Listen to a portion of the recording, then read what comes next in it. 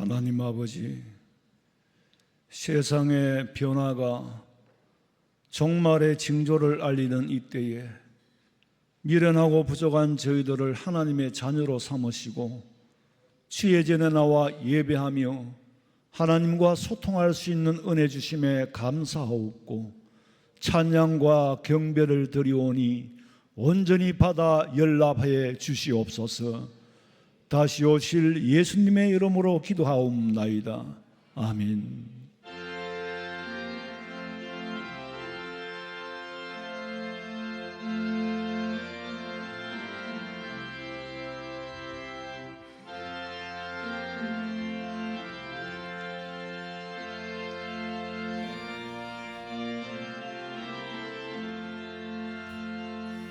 험한 시험 물속에서 나를 건져주시고, 노한 풍랑 지나도록 나를 숨겨주소서. 주여 나를 돌보시사 고이 품어주시고, 험한 풍파 지나도록 나를 숨겨주소서. 권세 능력 무한하사 모든 시험 이기고 풍랑까지 다스리는 주님 앞에 비오니, 주여 나를 돌보시사 고이 품어주시고, 험한 풍파 지나도록 나를 숨겨주소서. 죄악길에 빠진 이 몸 캄캄한데 헤매며 부러지는 나의 원 들어소서. 내 주여, 주여 나를 돌보시사 고이 품어주시고, 험한 풍파 지나도록 나를 숨겨주소서.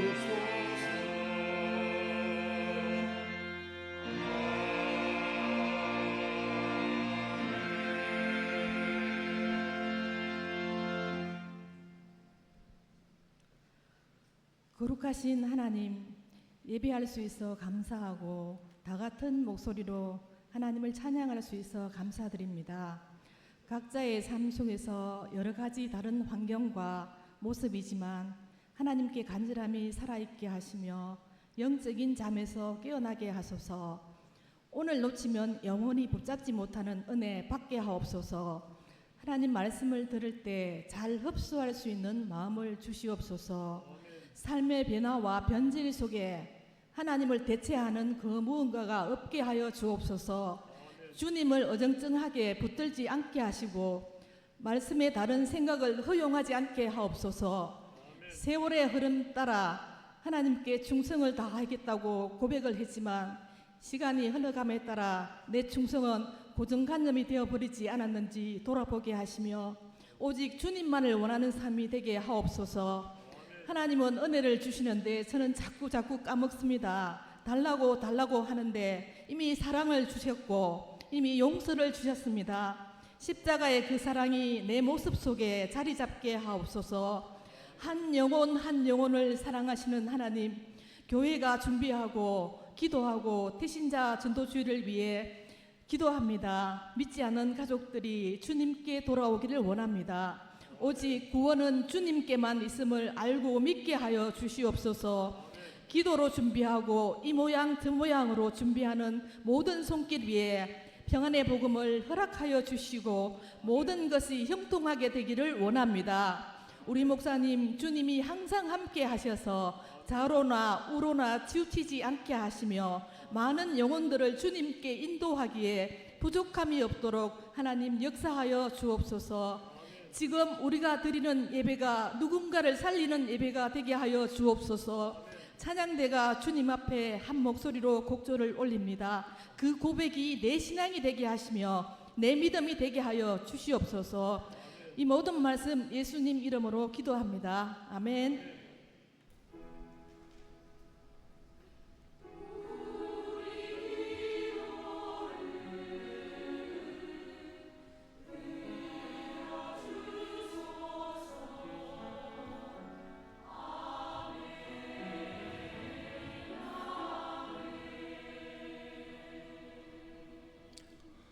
사도행전 18장 8절에서 11절 말씀까지 한 목소리로 읽겠습니다. 사도행전 18장 8절에서 11절까지입니다. 또 회당장 그리스보가 온 집안과 더불어 주를 믿으며 수많은 고린도 사람도 듣고 믿어 세례를 받더라. 다음에 주께서 환상 가운데 바울에게 말씀하시되 두려워하지 말며 침묵하지 말고 말하라. 내가 너와 함께 있으매 어떤 사람도 너를 대적하여 해롭게 할 자가 없을 것이니 이는 이 성중에 내 백성이 많음이라 하시더라. 1년 6개월을 머물며 그들 가운데서 하나님의 말씀을 가르치니라. 아멘. 마리아 찬양대에서 찬양드리겠습니다.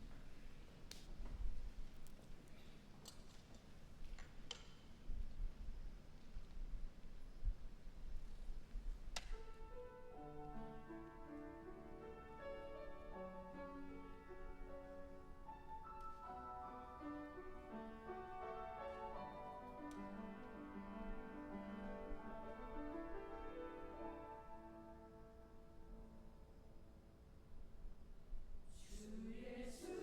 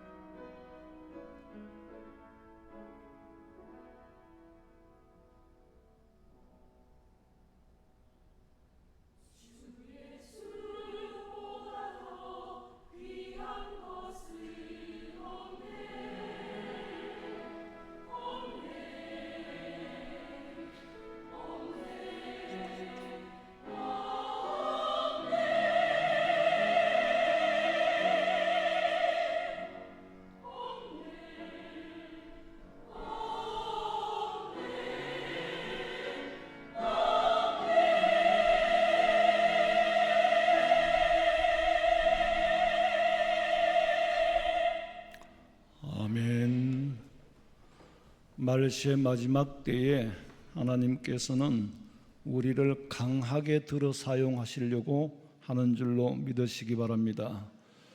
이승만 박사는 우리 조선을 일제로부터 해방시키는 일에도 큰 일을 감당했고, 또 6.25 사변이 났을 때도 이승만 대통령이 미국에 있는 빌리 그레함 목사님을 통해서 루즈벨트 대통령에게 부탁하기를, 우리가 해방시켜준 자유대한민주주의 대한민국 국가에 예수 믿는 사람이 50만 명이나 되는데, 지금 6.25 전쟁으로 인해서 공산 치하에 나라를 뺏기고 지금 전멸을 당할 위기에 놓였다. 사실 그때는 이미 대구, 부산 이쪽만 남았을 때에 메가더 장군을 보내서 인천 상륙 작전을 하게 했지요. 빌리 그레함 목사님 말씀 한마디가 루즈벨트의 마음을 움직인 거예요. 루즈벨트도 기독교 국가에서 예수 믿는 사람이 공산 치하에서 죽어가고 나라를 빼앗긴다는 소식을 들으면 가만히 둘 수가 없어요. 선진국가들, 유럽 선진국가, 미국 선진국가들은 기독교를 박해하거나 핍박하거나 그런 짓은 절대로 안 합니다. 하나님께서는 지금 이 시간도 나를 고용하여 복음을 전하고 싶어 하시는 줄로 믿으시기 바랍니다. 태신자 전도주일에 하나님께서 여러분을 좀 고용하시겠대요. 좀 고용하시겠다는데 우리가 고용을 당해야지요. 예수님을 메시아라고, 메시아는 예수님이라고 복음을 전했던 사람 제1호가 사도 바울입니다. 바울이 제1호로 쓰임받았어요.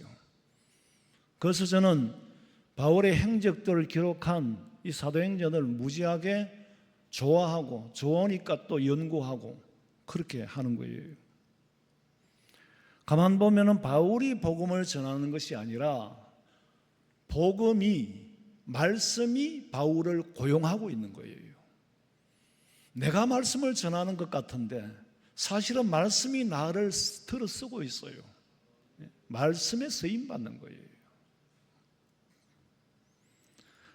바울은 항상 성령께서 자기를 붙잡고 붙들어 쓰신다는 것을 깨닫고 느끼고 체험하고 그 사명감에 사로잡혀서 복음을 전했어요. 그리스도의 사랑에 매이고 그의 진리에 매이고 그의 인도하심 안에서 살아간다고 생각하는 사람이 그리스도인이에요. 그리스도인의 삶이에요. 우리는 지금 마지막 때에 살아갑니다. 마지막 때이든 아니든 간에 우리가 사는 동안에 주님이 오실런지 아니면 내가 먼저 주님 앞에 갈는지는 모르지만은 늙거나 젊거나 세월은 금방 갑니다. 금방 가요. 우리는 오직 천국에 가서 하나님 앞에 칭찬받을, 상급받을 준비하시기를 주님의 이름으로 축원합니다. 내 삶의 주권자는 주님인데 내 삶의 주권자가 나라고 생각하는 거예요. 그러니까 내 주권하고 하나님의 주권하고 부딪히는 거예요. 부딪히니 일이 안 맞아 떨어지는 거예요. 하나님은 자꾸 하늘의 뜻을 두고 살아라고 하는데 우리는 그래도 하나님 아직 몸을 가지고 살지 않습니까? 몸을 가지고 살지 않습니까? 그러니까 이 땅의 미련을 못 버리는 거예요. 또 몸을 가지고 사니까 어쩔 수 없이 그래, 그거는 네보다 내가 더 잘 알아.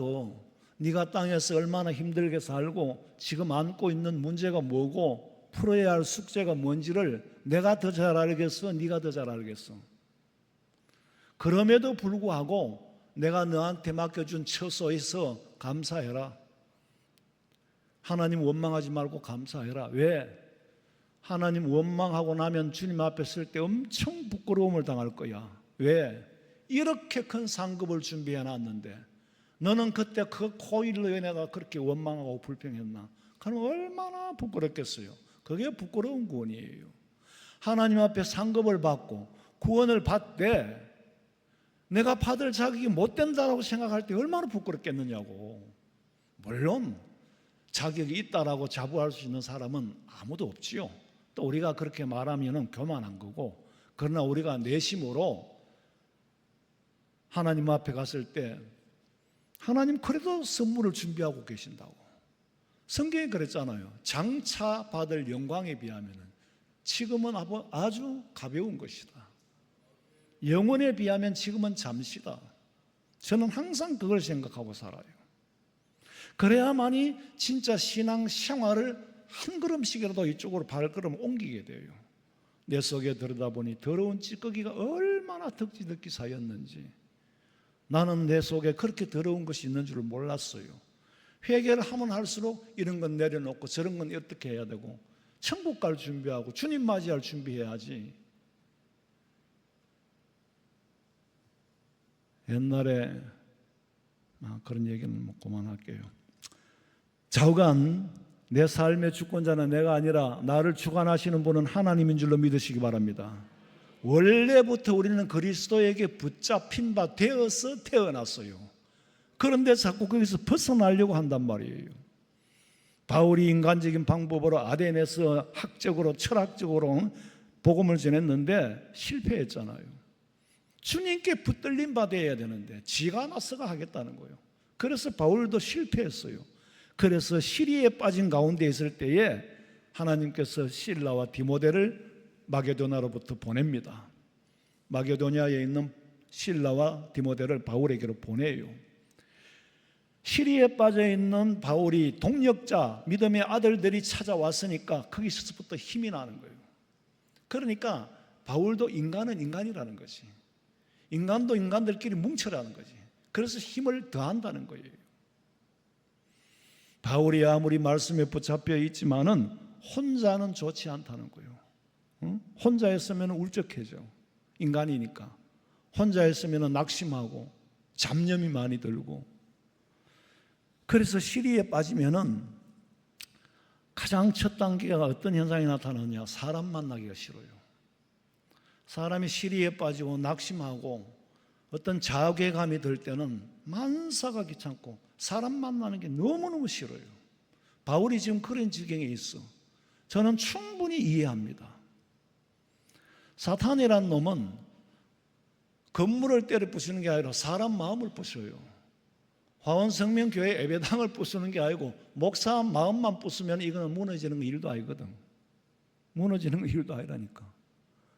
대통령 마음을 부수면 나라가 무너지는 건 하루아침이에요. 가장의 마음을 무너뜨려 버리면 그 가정이 파괴되는 건 잠깐이에요. 지금 세상 돌아가는 거 보세요. 가정의 가장이나 나라의 대통령이나 어디든지 우두머리는 얼마나 중요하다는 거. 우두머리를 우리가 뽑았으니까 그래서 사람을 시리에 빠지게 하고 좌절하게 만들고 낙심하게 만들고 결국에는 사람을 절망하게 만들어서 고립을 시켜버려요. 사람을 못쓰게 만들어버린단 말이에요. 예를 들면은 우리 교회의 목사의 마음을 무너뜨려서 고립을 시켜버리고 완전히 목사 마음이 굳어나버리면 교회는 하루아침에 무너집니다. 지킬 수 있어요. 사탄이 목사를 넘어뜨리는데 성도들의 마음은 그냥 양떼들은 그냥 흩어지게 합니다. 내가 중요하다는 게 아니라 구조가 그래요. 인간은 그렇다는 거예요. 바울이 시리에 빠졌을 때 하나님께서 디모데와 실라를 보내는데 혼자 있지 마라. 그리고 예수님이 전도하러 제자들을 파송할 때도 꼭 둘씩 짝지어 보냅니다. 왜? 혼자는 둘보다 힘이 절반이 아니라 3분의 1도 못 내요. 둘일 때의 힘이 2배로 늘어나는 게 아니라 10배로 늘어납니다. 제가 운문사 절 밑에서 살았는데 절에서 나오는 스님들도 꼭 둘씩 짝지어 보내요. 왜? 파괴할까 봐, 계율을 어길까 봐. 혼자면 그럴 가능성이 많다는 거죠. 혼자면 쓸데없는 생각을 하고 잡념을 가지게 되고 자기를 지키기가 어렵다는 거예요. 그래서 하나님께서 믿음의 아들들을 보내서 합류를 시킵니다. 인간적인 생각으로 그동안에 얼마나 바울이 낙심 중에 있었던가를 알게 돼요. 디모데와 실라를 만나서 힘을 얻는 모습을 볼 때에 야, 저분이 혼자 있을 때 얼마나 힘이 약해져 있었는가. 그걸 비교해 보니까 5절에 보니까 실라와 디모데가 마게도냐로부터 내려오매 바울이 하나님의 말씀에 붙잡혀 예수는 그리스도라고 증거하니, 이 말은 실라와 디모데를 만난 후에 바울이 말씀에 붙잡혔다는 거예요. 그때부터 예수는 그리스도다. 물론 이전에도 그렇게 전했지만은 이들을 만나고부터 훨씬 더 힘을 얻었어. 여러분, 이걸 글로 그냥 밋밋하게 읽으면 아무 의미가 없어요. 기도하고 성령께서 이 말씀을 깨닫게 해주실 때에 말씀이 막 리얼하게 연속곡처럼 돌아가는 거예요. 실라와 디모데를 만나고 그때부터 바울이 하나님의 말씀에 붙잡혔다. 그전에도 붙잡혔지만 여기서 이제 역시 붙잡혔어. 뭐라고 그래요? 예수는 그리스도다. 예수는 그리스도라고 전에부터 전해왔지요. 그런데 지금 상태는 낙심에 있었어. 근데 그게 회복이 됐단 말이에요. 천하의 바울도 우리와 성정, 인간이 가지고 있는 성정이 똑같아요. 바울과 실라를 만난 후에 말씀에 붙잡혔다는 말은 새로운 힘을 얻었다. 그러니까 여러분, 우리 성도들은 서로가 서로에게 힘이 되어주기를 간절히 소원합니다.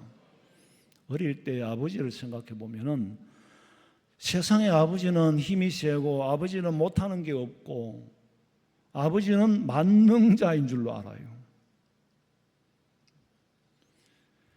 아버지 앞에는 아버지는 자식들 보는데 연약한 모습을 안 보이잖아요. 울어도 혼자 울고, 특히 자녀들 앞에서는 연약한 모습을 안 보이려고 애를 써요. 아버지가 울어버리면 온 가족의 마음은 다 무너지거든요. 아버지가 울어버리면 다 무너진다니까. 저는 개척하고 1년 정도 남짓했을 때 불같은 시험이 왔어요.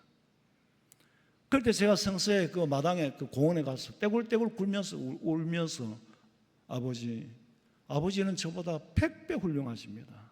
그 많은 고초를 당하고 그런 어려운 경제적인 참 말로 다 못해요. 그래도 우는 모습을 안 보였는데 나는 하나님의 일한다고 하는 사람이 이런 시험에 내가 너무너무 괴롭고 그래서 개척을 하자마자 목사의 마음을 무너뜨려 버리면 교회는 그대로 공중분해됩니다. 우리 집사람 먹은 걸 그 자리에서 다 토했어요. 너무 억울하고 분해서. 그래도 참 어떻게 우유할 수가 없잖아요.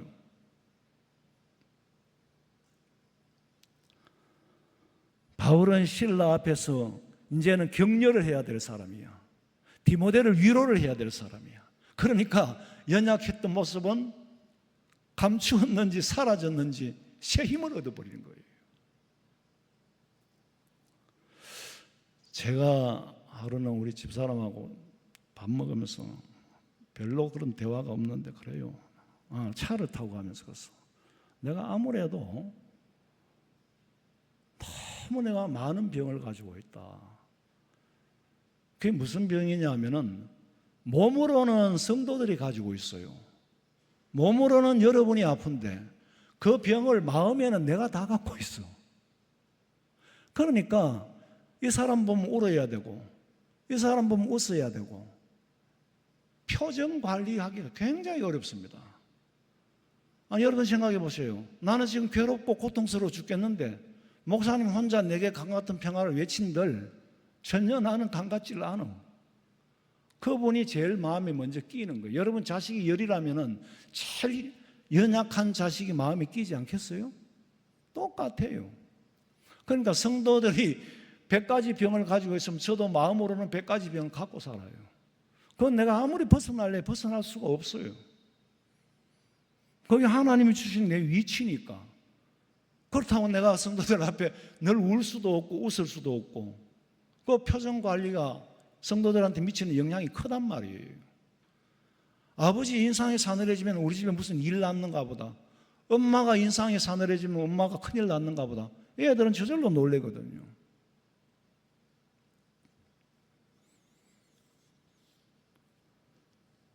그래도 드러내 보이지 않는 게 목사의 심정이고 여러분 가정에서는 아버지의 심정이고 어머니의 심정이고 그렇지 않겠어요? 대통령을 하려면은 정말 속이 많이 썩어도 참고 수용을 해야 돼요. 그 용량이 그렇게 커야지. 참. 자, 어쨌거나 다른 사람한테까지 영향을 끼치기 때문에 또 다른 사람한테 영향을 받는단 말이에요. 지금 바울은 실라와 디모데로부터 큰 영향을 받았어. 아까 어떤 사모님하고 얘기하면서 목사님 사역을 해보니까 99명이 끌어올려줘도요 뒤에서 한 사람 끌어내리니까 그게 그렇게 아프더라 그래.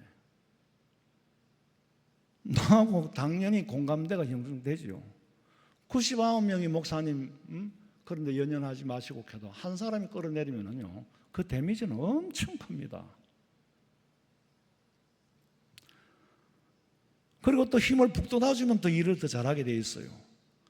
그렇게 저렇게 부대끼면서 또 기도하고 문제가 해결되고 이거를 수십 년을 했으면은 이제 좀 삶의 학습이 돼야 되는데 그게 학습이 안 되는 거예요. 뭐 어지간하면 괜찮다 그러니 하고 그렇게 생각하고 넘어가야 되는데 그게 안 그렇더라고. 우리가 살면서 그러잖아요. 이번 고비만 넘기면은 다음에는 어떤 힘든 일이 있어도 연연하지 않고 겁내지 않겠다고 두려워하지 않겠다고 몇 번이나 그렇지만은 그런 고비를 수십 번 수백 번 넘겨도 고비가 올 때마다 힘드는 건 똑같아요. 여러분 매일매일을 맞는다고 안 아플까요? 오늘 내가 10대를 맞았으니까 내일은 15대를 맞아도 돼? 아니에요. 내일 맞을 때 내일 또 아픕니다. 그게 인간이에요. 제가 사촌 동생하고 자취할 때에 정말 입맛도 없고 밥도 하기 싫어도 내가 해서 도시락도 사줘야 되고 내가 먹어야 또 동생이 먹기 때문에 할 수 없이 내가 엄마 역할을 해야 되고 형 역할을 해야 되니까 그 역할에 따라서 행동을 하게 되는 거예요. 그런데 혼자라면 아마 안 먹고 노상 굶겠죠. 그런데 동생이 있으니까 안 할 수가 없어요.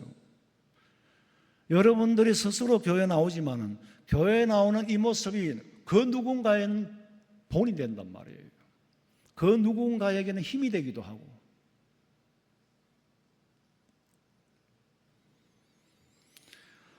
제가 휴가 때는 교회를 이제 이런 교회도 큰 데도 가보고 작은 데도 가보고 여러 군데를 이제 가보는데 뭐 1년에 해봤자 뭐 한 번밖에 갈 수 없지만은 그래도 해마다 그렇게 가면서 가는데 어떤 교회는 밖에서 들으니까 막 찬송가가 소리가 너무 커. 막 열심히 한 데 들어가 보니까 인도하는 사람 한 사람하고 앞에 앉은 한 사람이에요.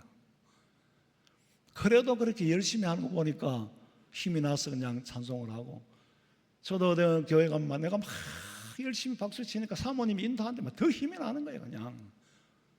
저는 막 너무 내가 성도의 입장에서 이제 가서 막 말씀 듣기만 하면 되니까 막 진짜 야, 그 가방 들고 그렇게 교회 가는 게 그렇게 즐겁더라고. 그래가지고 막 내가 사모님이 저 사람이 누군지는 모르지만 막 열심히 힘을 내는 거예요. 그런데 또 어느 교회를 갔더니 상가교회인데 들어가니까 의자가 4줄이야. 우리 교 반토막짜리 4줄이야. 그러니까 교회가 요만해. 집사람하고 둘이 들어가니까 교인 6명인데 우리 둘이 들어가 8명이야. 그러니까 갑자기 목사님이 얼마나 당황하겠어요. 교인이 3분의 1이나 늘었으니까. 근데 막 내 모습이 그렇게 커 보일 수가 없어. 막 우리 둘이 가면 제일 큰 것 같은 거야. 얼마나 부담이 되는지. 목사님 말씀은 귀에 안 들어오고 이상하게 막 부담이 돼 죽겠는 거예요. 또 어떤 교회는 그래 가면 또 선물을 주네. 처음 왔다고 타올을 주는데 그건 내가 어떤 교회는 돌려줘요. 이것까지 내가 보태주지는 못할 만큼 이것도 돈인데 그러고 놔놓고 오기도 하고 또 뭐 어떤 교회 좀 큰 교회는 뭐 밥통도 주고 하더라. 뭐 들고 나오다가 널짜가지고 쪽팔려 죽을 뻔했어요. 교회마다 다 달라요. 바울이 용기를 얻어 복음은 전하지만 핍박은 여전히 받습니다. 반대하고 핍박하고 해방하니까 바울이 하는 말이 너희 옷을 떨어 너희 피가 너희 머리로 돌아가리라. 이게 해서 안 될 말인데 또 할 수 있는 말이에요. 내가 복음을 전한 이상은 네 죄는 네가 책임져야 된다. 빌라도가 그랬잖아요. 나는 예수 죽인 데 대한 책임이 없어. 손을 씻어서. 나는 내가 할 도리는 했어. 바울도 그래요. 내가 너한테 복음을 전한 이상은 네 죄값은 네가 받아야 된다. 그러나 바울의 입장에서는 내가 해야 할 일은 최선을 다했다는 것이. 듣든지 아니 듣든지 이제는 당신 영혼은 당신이 책임져라. 에스겔서 3장 18절 읽어보세요. 가령 내가 악인에게 말하기를 너는 꼭 죽으리라 할 때에 내가 깨우치지 아니하거나 말로 악인에게 일러서 그의 악한 길을 떠나 생명을 구원하게 하지 아니하면 그 악인은 그의 죄악 중에서 죽으려니와 내가 그의 핏값을 내 손에서 찾을 것이고. 하나님, 저 악한 사람한테 내가 복음 전했는데 저 사람이 복음 듣고도 안 믿고 죽은 책임은 저한테 없습니다. 왜 저한테 돌립니까? 네가 복음을 전하지 않았기 때문에 악인도 죽고 네게도 책임을 지우겠다는 거예요. 네가 전하지 않으면은 복음을 듣지 못한 그 사람도 죄값을 받아야 되고 너도 죄값을 받아야 돼. 그러나 네가 전했음에도 불구하고 안 듣는 건 너한테 책임이 없다. 19절 읽어봐요. 내가 악인을 깨우치되 그가 그의 악한 마음과 악한 행위에서 돌이키지 아니하면 그는 그의 죄악 중에서 죽으려니와 너는 내 생명을 보존하리라. 복음을 전하고 난 다음에 일어나는 일은 내게는 책임이 없다. 바울이 유대인들한테 복음 전하는데 걸림돌이 있었어요. 거침되는 일이 있었는데 바울이 유대인들에게 굉장히 나쁜 선입견을 심어주었단 말이에요. 왜냐하면 예수 믿는 사람 막 잡아 스데반 집사를 돌로 쳐 죽이는 일에 가장 앞장섰잖아요. 그리고도 예수 믿는 사람 잡으러 갔잖아요. 그러던 경력이 있기 때문에 유대인들이 바울을 싫어하는 거예요.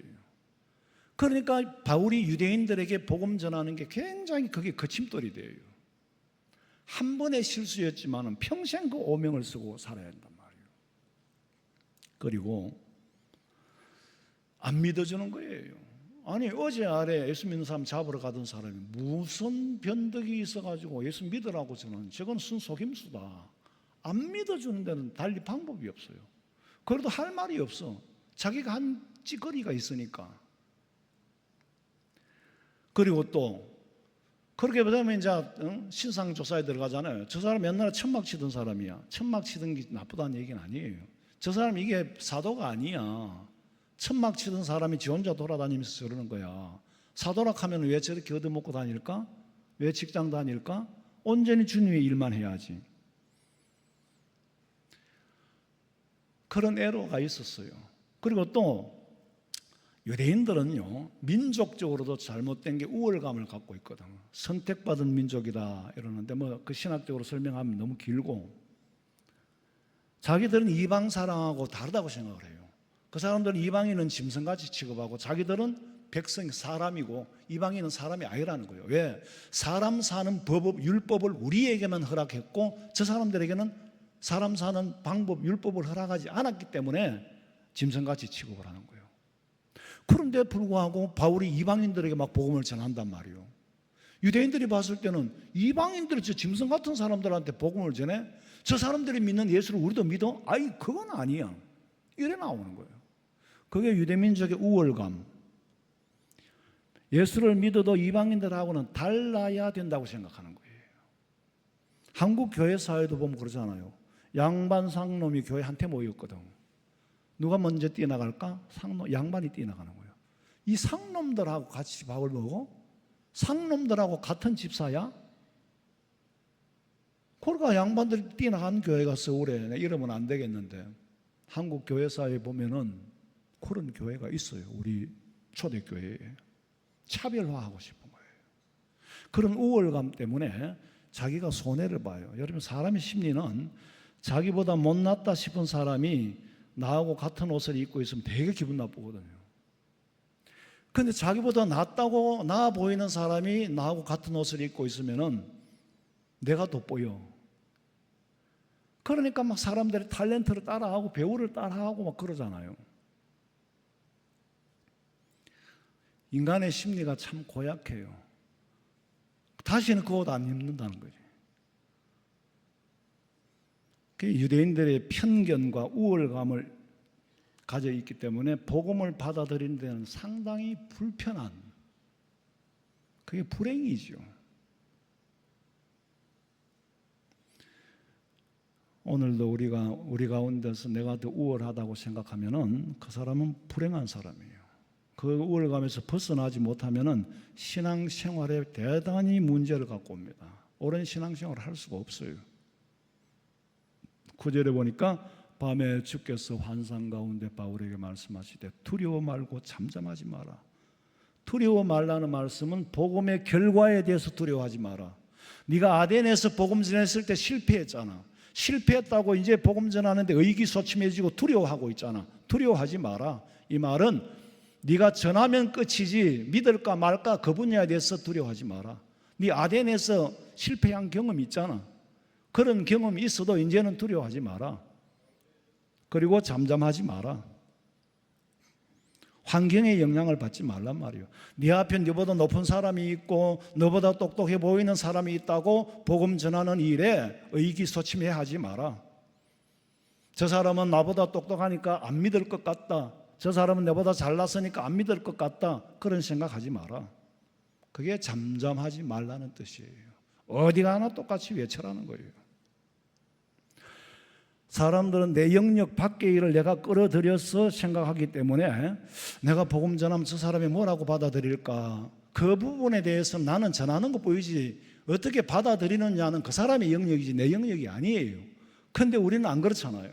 어떻게 받아들일까 하는 염려까지 다 하고 있어요. 과연 믿을까? 우리가 전도하고 복음 전할 때는 그저 가벼운 마음으로 내 마음이 가벼워야 돼요. 예수 믿어야 천당 간다. 천당 같이 가야지. 좋은 소식을 전해준다고 생각하면 마음이 가벼운데 자꾸 자로가지고 죄니까 한마디도 못하는 거예요. 태신자 전도주의로 교회 가자 소리도 못해. 이게 얼마나 중요하냐면 우리 둘째 누나가요.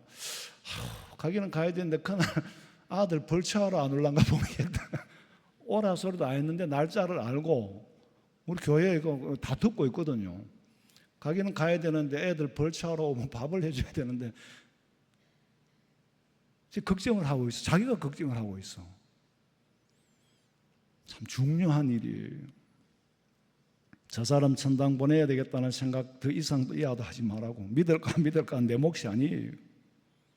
두려워하지 마라. 좀 만만해 보이는 사람한테는 쉬운데 좀 거북해 보이는 사람한테는 두려워하고 그것도 하지 마. 나머지 결과는 하나님이 하시는 거야.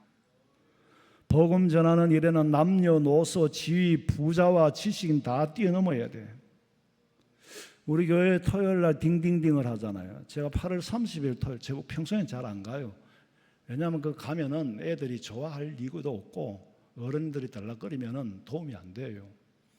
야, 저 어디 카페에 가면 사장님이 꼭 와서 인사를 해요. 아니, 엄청 부담돼요.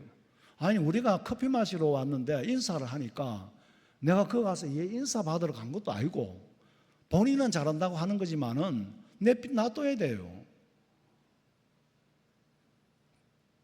그래서 저번에 가니까 중학생쯤 되는 애들 4명이 앉았어. 그런데 옆에 나 여기 잠깐만 앉아도 돼? 그러니까 예 그러더라고. 그래서 내가 아무래도 3분을 넘기면 애들이 도망갈 것 같아. 아주 간단하게 짧게 내 생각에는 니들이 예수 믿었으면 좋겠다. 왜냐하면 그래야 천당 가니까. 이건 내 마음이야. 안 와도 상관없어. 근데 예수 믿어야 천당 갈 수 있어. 그리고 애들 심각하게 받아들이는 자면은 도망갈 것 같아서 내가 고라고 딱 일어났어요. 목사가 성도들 앞에 복음 전하는 것은 성도들보다 잘나고 지식이 많아서가 아니에요. 내가 들었을 때, 내가 깨달았을 때 너무 기쁜 소식이고 복된 소식이니까 이거 안 전하면 견딜 수가 없다는 그런 마음 가져야 복음을 전할 수 있는 거지. 내 지식을 전해야지, 내 생각을 전해야지. 그러면 강단에 못 서요. 그리고 목사는 상대의 대상을 뛰어넘어야 돼요. 저 사람이 박사든지, 저 사람이 뭐 지위가 뭐 국회의원이든 대통령이든 그 때문에 사기가 저하되면 한마디도 못해요. 그 모든 것을 초월해야 할 수 있어. 내 마음이 가벼워야지. 성령이 붙잡아 주셔야지. 인간적으로는 한마디도 못합니다. 그러면 여러분들이 나보다 못나서 여기 앉아 있는 게 아니에요. 다만 나는 복음을 전하고 여러분은 복음의 분야에서는 듣고 또 여러분이 저한테 가르쳐 줄 것도 많잖아요. 바울이 실패한 건 누구보다 자기는 배운 것도 많고 스스로 잘난 사람이라고 생각했던 게 착각이었다는 것이. 그걸 내세웠다가 아덴에서 실패한 거예요. 그러니까 두려워하지 마라. 잠잠하지 마라. 이 말은 새겨들어야 했다. 새겨들어라. 네가 말이야 지식으로 전하거나 아니면 네가 모범생이 돼서 나를 보고 사람들이 예수 믿게 만들어야지. 생각이 참 좋은 거예요. 그런데 문제는 내가 얼마나 모범생이 돼야 나를 보고 예수 믿을까? 그건 상당히 어렵습니다. 내가 본을 보여서 전도하는 거 좋아요. 중요하지요. 그러나 내가 본이 돼서 전도를 하겠다고 생각한다면 언제까지도 저도 복음 못 전해요. 내가 본이 못 되니까. 근데 우리는 자꾸 본이 되어서 전해야 되고 나는 본이 안 되기 때문에 전할 자격이 없다라고 생각하는데 우리는 도덕 선생님이 아니잖아요. 우리는 하나님께서 복음 전하는 도구로 사용하는 거지. 그러면 호미도 쓰고 삽도 쓰고 낫도 쓰고 생긴 대로 다 들었어요. 반질반질한 호미만 쓰는 게 아니고 녹슨 호미도 쓰는 거예요. 쓰면 질이 나요. 어떤 분은 교회 일하러 가면 내가 준비가 덜 되었어요. 그거 언제까지 준비하나? 준비하는 기간이 일하는 기간보다 잘못하면 더 길어져. 그렇잖아요. 우리 못난 줄 알아요. 다 알고 쓰십니다. 그러니까 하나님이 쓰자면은 아무 소리 말고 순종하시기를 간절히 소원합니다. 내가 모범생이 되어서 전하면 좋긴 하지. 그런데 내가 스스로 모범생이 돼서 전하려고 하면 평생 한마디도 못 전합니다. 교통순경도 교통사고 내요. 그러나 가르치는 건 할 수 있어요. 여러분 한 번도 예수 믿으라고 전도 못 해봤다면 내가 왜 전도를 못 해봤는지 생각을 깊이 해보세요. 어떤 사람은 심판 가면은 아들이 예수를 안 믿어 내가 답답해서 너 좀 예수 믿었으면 좋겠다 그러니까 교회 집사님이 목사님 우리 아는 낫도 있어요. 아는 놔둘 일을 자기는 말놓고 믿노? 나는 도무지 이해가 안 돼요. 목사님 모시고 예배드리면 우리 아들 서울대학 입학하게 해달라고 합격하게 해달라고 모시고 예배를 드렸는데 저는 그렇게 서울대학에 합격하게 해주세요. 그건 없어요. 절에 가서 사마니즘들은 하는 일들이지 이 아들의 장래를 하나님 책임져 주세요. 가도 교만하지 말고 못 가도 낙심하지 말게 하시고 나는 그렇게 기도해요. 그렇게 기도하고 왔더니 시험에 들었다 하대. 자기 용도에 맞춰서 안 해준다고. 그럼 자기 용도에 맞춰서 해주면 대학 가나?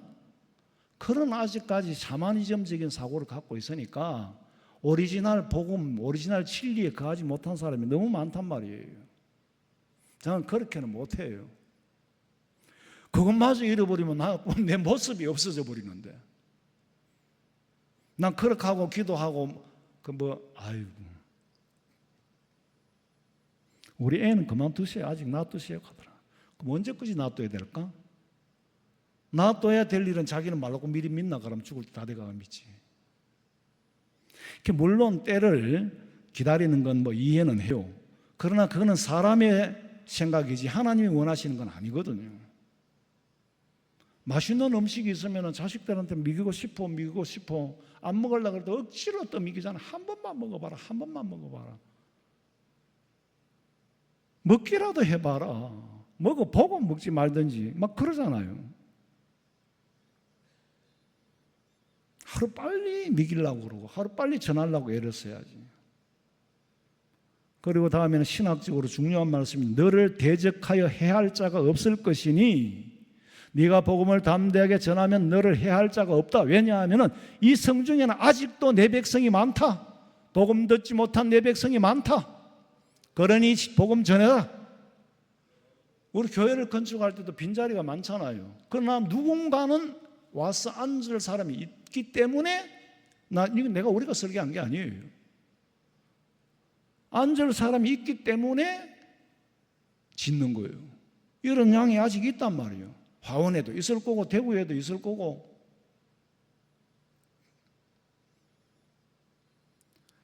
칼빈의 애정론을 들고 나오는 사람이 있어요. 목사님, 택한 백성이라면 이래도 믿고 저래도 믿고 한다면요. 그래, 이래도 믿고 저래도 믿고 해. 근데 그동안에 매도 많이 맞겠지.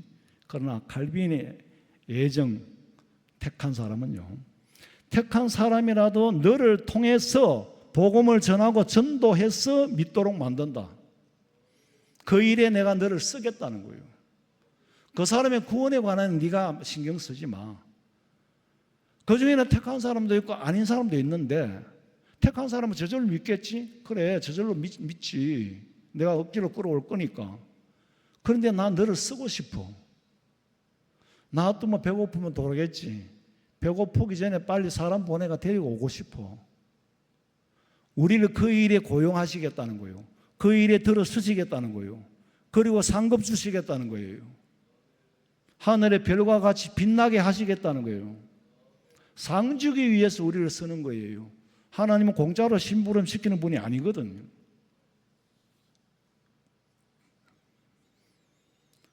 오늘도 주님 말씀하십니다. 이 도성에 내 백성이 많은 고로 너는 잠잠하지 말고 전하라는 거예요. 우리는 태신자 총력 전도주의를 앞두고 잠잠하지 말고 전해야 돼요. 전하는 것이 첫째예요.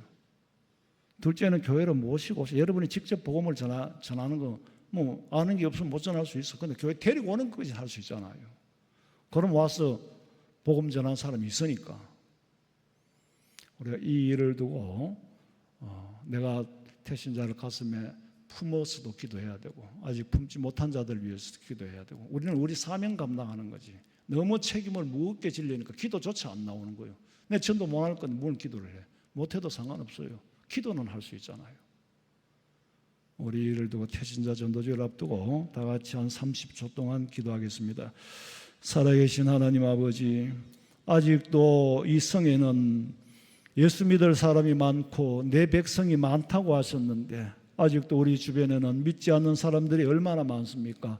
그 가운데에 하나님의 택정한 사람이 있는데 그 택정한 사람을 불러오는 일을 우리를 시키겠다고 하시는데 우리를 고용하시겠다고 하시고 고용하신 후에 우리에게 복 주시겠다고 하셨었는데 아버지 하나님 여기에 쓰임받기를 원합니다. 태신자를 가슴에 품을 수 있도록 잉태하게 하여 주시고 품은 태신자를 위하여 기도하게 하시고 또 태신자를 품지 못한 우리 성도들을 위해서도 그 마음이 얼마나 무거울까, 그 마음이 얼마나 침이 될까. 하나님의 침이 되지 않고 기쁨이 되고 아버지의 침이 되지 않고 복이 되게 해달라고 기도하고 서로가 서로를 위하여 우리 온 교회 성도들이 이 전도주의를 앞두고 기도할 때에 성령 하나님 역사하여 주시옵소서. 복음이 전거될 때에 기사와 표적이 나타나게 하시고 사람의 마음이 변화가 일어나게 하여 주시옵소서. 예수 믿지 않고는 마음이 뜨거워 견딜 수 없는 은혜의 역사가 나타나게 해 주시옵소서. 다시 오실 예수님의 이름으로 기도하옵나이다. 아멘.